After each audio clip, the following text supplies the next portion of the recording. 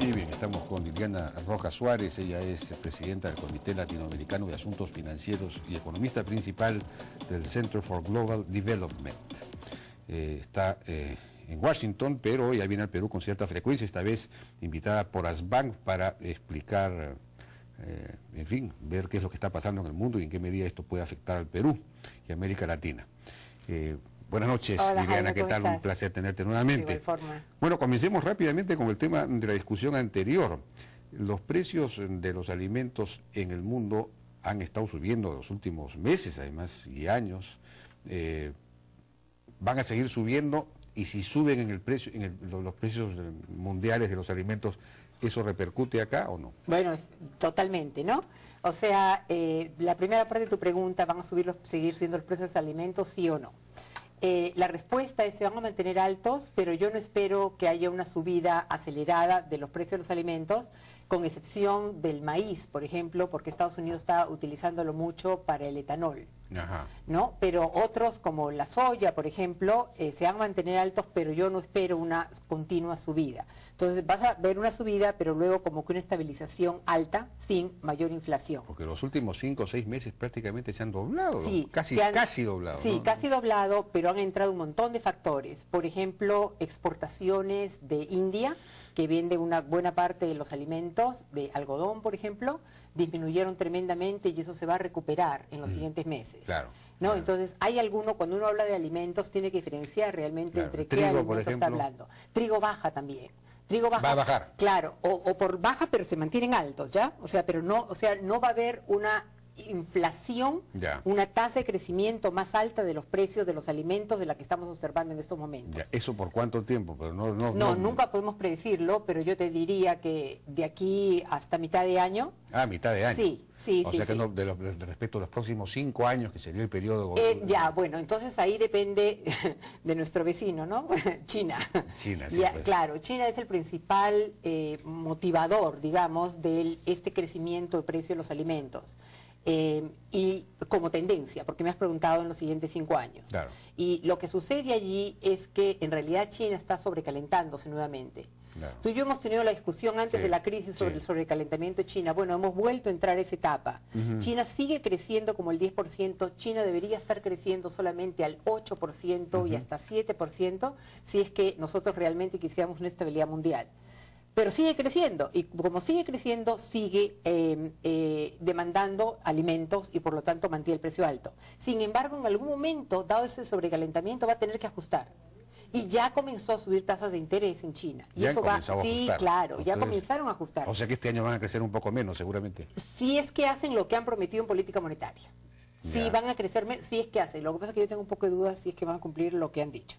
Pero si lo hacen, eso ayuda a estabilizar, y es la razón por la que te digo de que yo creo que en este año los Claro. precios de los alimentos van a quedarse más o menos donde están, Claro. pero en los siguientes 5 años, si es que China se descalienta y vuelve a subir su crecimiento, es posible que tengamos, en otras palabras, los niveles de alimentos se van a mantener altos. Puede ser que la inflación no suba, pero la tendencia a largo plazo es que se mantengan altos. De acuerdo.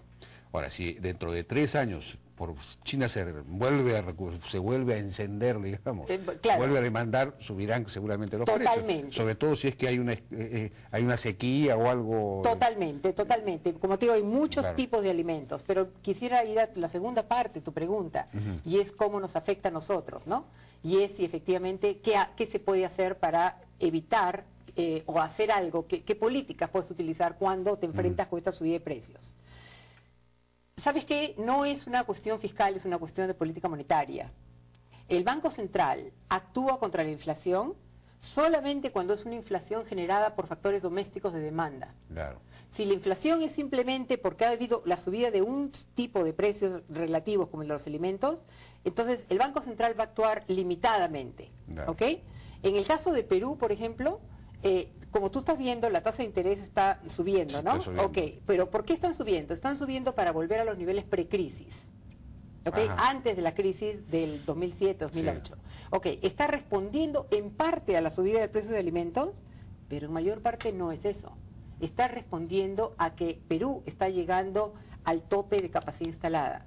Ya. Entonces Perú está por demanda, por crecimiento de la demanda, está presionando sobre los precios. Entonces las presiones inflacionarias de Perú no reflejan únicamente los precios de alimentos, sino el crecimiento de la demanda interna de la economía. Claro. Y dime una cosa, en ese marco, ya que estás tocando ese punto, Sí. la reducción que acaba de hacer el Ministerio de Economía y Finanzas, en fin, el gobierno, de un punto del IGB, más la reducción también casi a la nada del impuesto de transacciones bancarias, financieras. Transacciones financieras, sí. ¿Son buenas decisiones en este momento? Sí, sí lo son.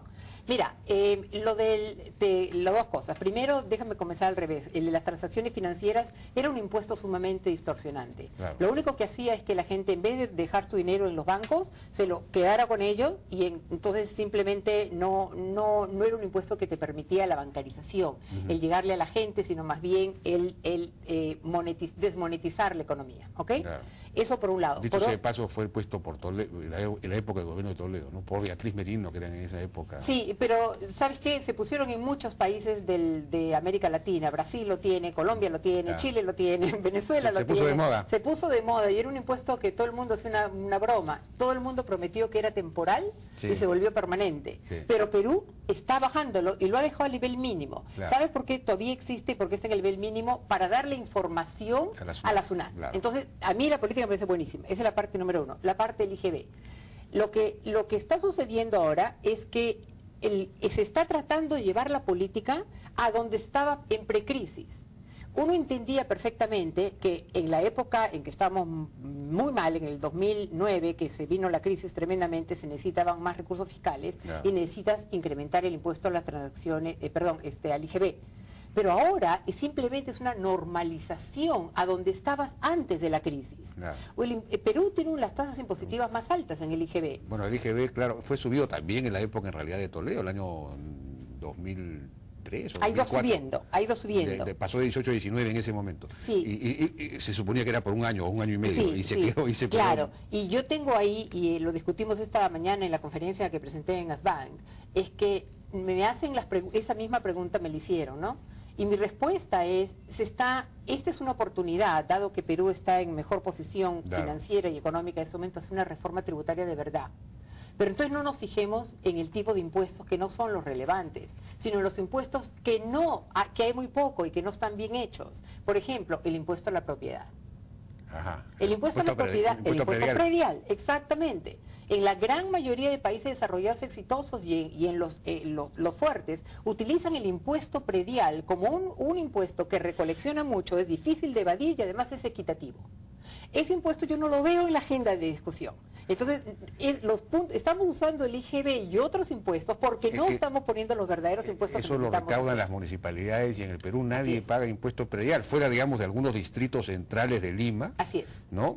En general, en el interior del país, por ejemplo, incluso en algunos distritos periféricos de Lima, se paga muy poco impuesto predial. Exacto. Muy pocos pagan y además los que pagan muy pocos por propiedades de tremendo valor, de alto valor. Déjame decirte una cosa, estos impuestos normalmente son bien aceptados por la población, si es que, porque normalmente los cobran las municipalidades para utilizarlo entre la misma municipalidad. Claro. Aquí no es el hecho de poner o no poner el impuesto, sino de cómo se maneja el recaudo del impuesto. Claro. Pero eso no lo veo en la agenda. Entonces me preguntan si el tema es bajar o no un punto el IGB, cuando el verdadero problema es una reforma tributaria que realmente ponga sobre la mesa los verdaderos tipos de impuestos que se necesitan. Bueno, pero Pablo Kuczynski hablaba de eso, aunque ya no lo está mencionando últimamente, ¿no? Pero sí recuerdo que... Sí, estoy segurísima que lo contemplaría. Efectivamente. Bueno, ya no nos queda mucho tiempo, pero rápidamente... en resumen, la deuda, el problema de la deuda soberana en Europa puede estallar, puede haber un default y cómo nos podría afectar. Sí, puede haber un default porque aquí el 14 y el 15 de febrero volvieron a poner bonos Portugal e Italia. En ambos casos el costo de pedir prestado, lo que se llama el yield, volvió a subir. ¿Sabes cómo vas a saber, tener mucho más información? En marzo volvemos a hablar.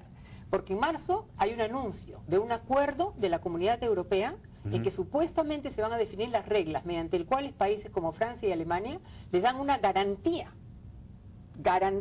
de solucionar el problema de deuda de los países de la periferia, ¿no? Grecia, España, Italia y Portugal, a cambio de un cierto comportamiento económico.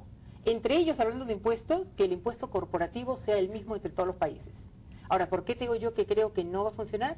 Mira, países como Irlanda viven su desarrollo de largo plazo, no la crisis ahora, sino el desarrollo de largo plazo. Un impuesto muy bajo. Claro. El impuesto a la renta de las empresas muy bajo. Exactamente. Y ¿sabes qué? Tendría, bajo el nuevo esquema propuesto por Alemania y Francia, tener que subirlos a los niveles de ellos. Y entonces yo no creo que haya acuerdo, y los mercados cada vez se encuentran más nerviosos sobre el hecho de que, bueno, están cobrando cada vez más, tienen que hacer cada vez más ajustes y no se ponen de acuerdo entre ellos. Entonces sí, yo creo que el año 2011 es un año de definición tanto en la zona euro como del euro. En breve, creo que el euro permanece, pero no estoy tan segura que la zona euro en su composición de países permanece como la estamos viendo. Sí, algunos países se retirarán del euro. Es posible que se vean obligados, no, nadie quiere retirarse. No. Aquí en este caso es un caso de empujón, no de salida voluntaria. Es posible, y veamos, en marzo tengo mucho más información, pero yo creo que es altamente posible que países como Grecia e Irlanda no pudieran controlar la zona euro, a menos que haya un acuerdo que en marzo lo podemos ver. Bueno, pero esta crisis europea nos va a afectar ¿de qué forma? Nosotros exportamos como el 30%. El 30% de las exportaciones peruanas van hacia Europa, en Europa toda, ¿no? No solamente los de la zona euro, sino también Europa todo. Nos afecta comercialmente, pero lo que más nos afectaría básicamente sería por la turbulencia que generaría en los mercados internacionales de capitales. Ya. Porque lo que no se sabe en este momento es en la posición de los bancos, cuánta exposición hay hacia activos de estos países que podrían entrar en default. No se sabe. Bueno, pero en este momento tenemos un problema de tendencia, un exceso de ingreso de divisas que viene ocasionado por la, ¿cómo se llama? Las bajas de interés en los países del mundo, básicamente. Así es. En Estados Unidos además hay una superemisión de moneda. Exacto. Todo eso se viene de alguna forma para acá, y entonces se aprecia demasiado nuestra moneda y podríamos llegar a tener problemas con las exportaciones, ¿no? ¿Cómo hacemos para manejar eso? Bueno, con las exportaciones no tradicionales. Sí, exacto. Ahora, un dato interesante, justamente también lo presenté en ASBank, es que cuando tú comparas, por ejemplo, Brasil y Perú, felizmente para Perú, esa sobrevaluación, perdón, esa apreciación del tipo de cambio, dije exactamente lo contrario, pero esa apreciación del tipo de cambio no ha llevado a un crecimiento que sea basado únicamente en las exportaciones. Los sectores manufactura y de servicios son el empujón de crecimiento de Perú. En Brasil... Demanda interna. Demanda interna. No demanda externa. Exacto. En Brasil ha habido una concentración en exportación de productos de commodity gigantesco. Mira, los cinco productos de exportación más importantes, hace 6 años, en Brasil era el 22%. Ahora son el 47%. Ah, sí. Exacto. O sea, la manufactura...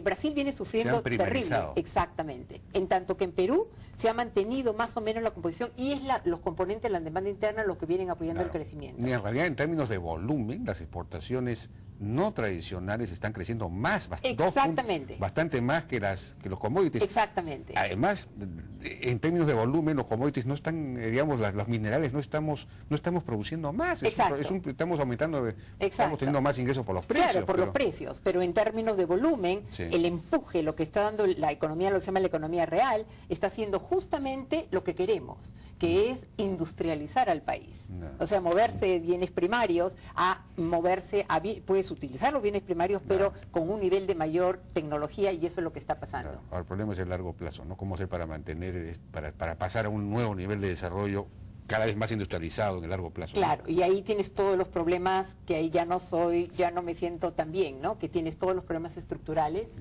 todas las deficiencias institucionales como deficiencias en el sistema judicial, por ejemplo, que lo vengo diciendo hace tantos años. Esa quizás es una de las barreras más grandes para que Perú dé el siguiente salto de crecimiento. Educación, tecnología, absorción de tecnología e innovación. Claro, innovación. ¿No? Infraestructura también. Bien, Liliana, nos ha ganado el tiempo. Una pena, porque de todos modos, pero estamos pues en campaña, ese es el problema. No es problema, es un lindo momento. Muchas gracias a Liliana Rojas Suárez por su participación. Gracias a ti. Vamos a una pausa, regresamos ahora con Víctor Andrés García Belaunde, candidato a la red de elección por la Alianza Perú Posible, y con Carlos Antonio Salas, que es gerente de promoción de inversión ACM Perú, para ver el tema de las azucareras y la transferencia a los trabajadores de las acciones. Regresamos.